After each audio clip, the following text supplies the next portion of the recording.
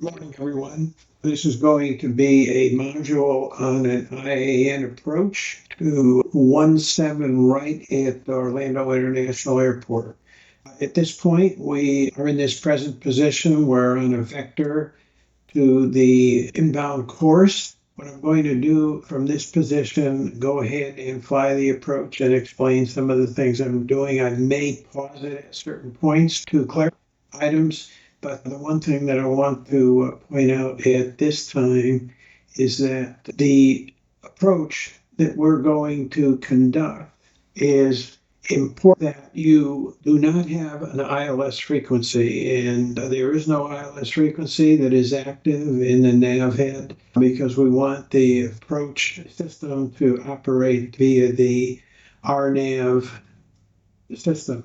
Now, another thing that I want to point out here that I have the legs over here in this depiction here, but what I'm going to do is take us to the descent page, because on this approach, this information here, flight path angle, vertical bearing, vertical speed, and the deviation are important for us to monitor during this approach.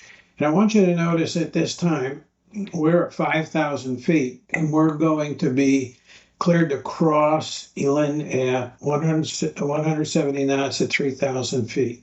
And so that will be what we're going to be cleared from this position. But notice right now that what the system is doing is reading Elan as the active waypoint. Now, let me just explain a little bit about this information here, because this is important, and this is where I think there's not a lot that you get in training, at least the places I've been.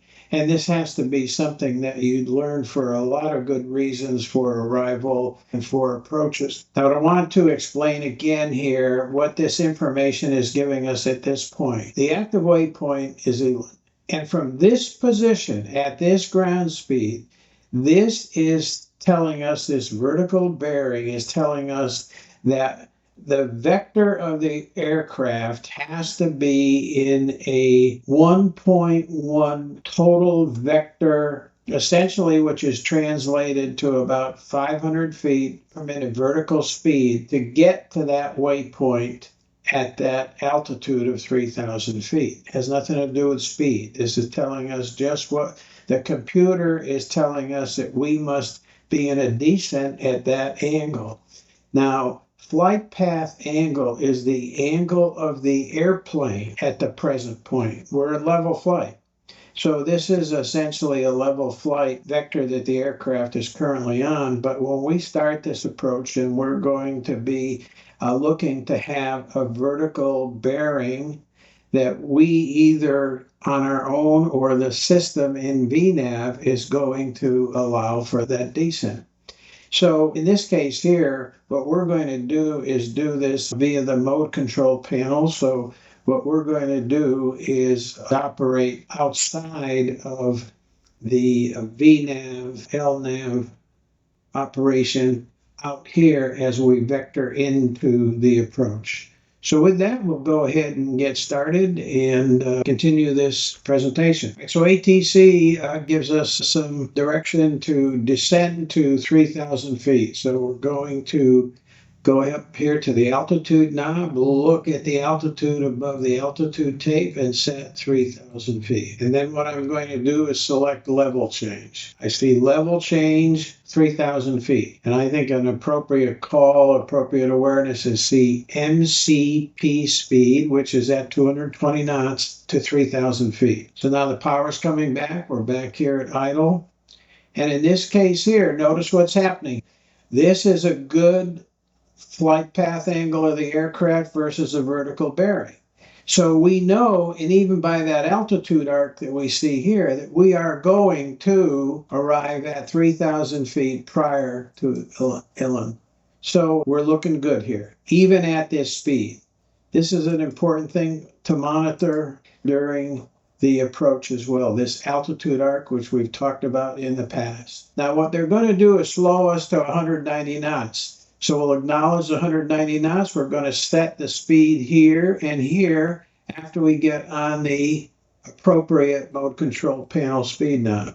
So we set 190 knots, and I'm going to go to 1 degree of flaps, even though we're at a clean speed, because that may help us get down a little bit. Now notice what's happening to this altitude arc. It's moved out here. So now it's telling us that, we're not going to be at that altitude. Now, here's where a variable speed brake will work for you. And I can see here flight path angle and vertical bearing. I'm not going to make it. So what I'm going to do is use a full speed brake here. But in your world, because it's hard for me in the simulator to do this, I have extended the full speed brake. You can use a variable speed brake to match flight path angle and vertical bearing.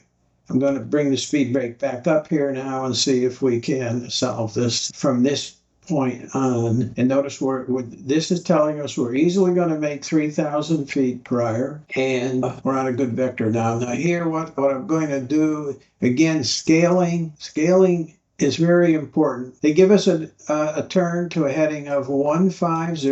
I'm going to set it on my nav display, and we're cleared for the approach. So at this point, what we're going to do is, once we roll out on the heading, we're going to select approach. I see that I have selected approach. I've got FAC and glide path armed.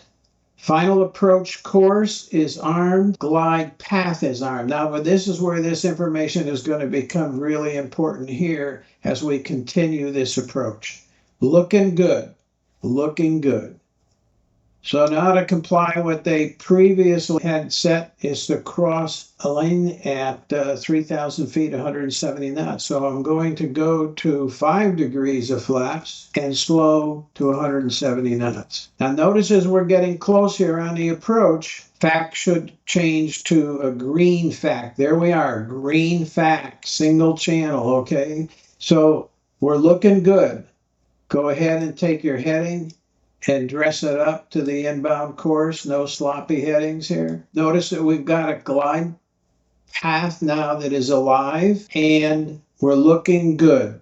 Look, monitor your descent page. Notice what happens when we get a glide path capture. Goes green, and now what we're going to do is set, we get it here, we're going to set our final approach altitude at 1,600 feet for now. Okay, we'll go back to that descent page. You can see you'll be pretty busy here if you're monitoring this the way that you should. Notice right now that the green arc is right there at Minco for 1,600 feet. So all looks good. So now what I'm going to do is put the landing gear down. We're going to go to flaps 15, set the bug for 15. And as I'm 1 mile from the final approach fix, we'll go to final flaps of 30 degrees and set ref or target, whatever your airline has you set. So we're crossing here at 1,500 feet.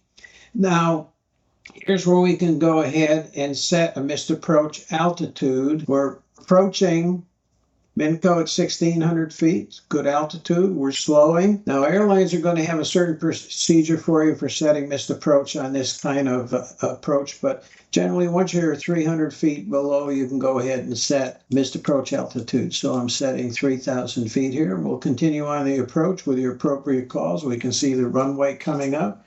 We've got a FAC capture, glide path capture, and notice here, flight path angle of the aircraft and vertical bearing are pretty much coinciding. We're just slightly high according to the vertical deviation. We've got a vertical speed of 770 feet per minute. We're 750 here. Can't get much better than this. So this is what these IAN approaches are great for putting consistency in how your procedure would be vis-a an ILS. So obviously your airline would have certain calls along during this approach that you can incorporate, but you can see that this is an excellent means of being able to fly any kind of approach. RNAV coming up on 100 feet above what we have set for minimums here. And notice, you know, what we've talked about here before. I'm freezing it at this point. Notice what we've talked about before. Once you've picked up the VASIs and you see in this case here we're high, which is a simulator problem more so than is a real world situation, I can go ahead and adjust my vertical speed with control, you know, cross-check it thoroughly as you're making this increased rate of descent to get down to an appropriate VASI indication for landing in the touchdown zone. And again, gang, I want to emphasize the touchdown zone is 1,000 to 1,500 feet. This is what we're looking for to be down on the runway. Okay, that does it for this lesson. Hope it was helpful on using IAN approach.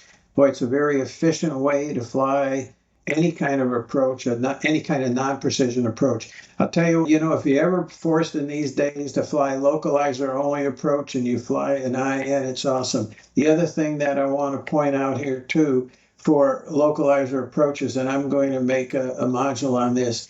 This information over here makes a localizer approach where we've used you know, different kinds of rates of descents to get down to minimums. You can fly a localizer approach, localizer only approach, very much like we just flew this approach in IAN, using this information to be your vertical. You're going to have a steady rate of descent through that final approach segment.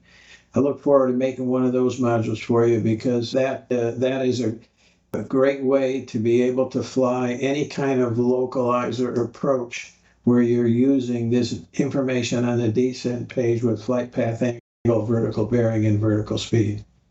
Okay, gang, that's it. Hey, good flying. Bye-bye.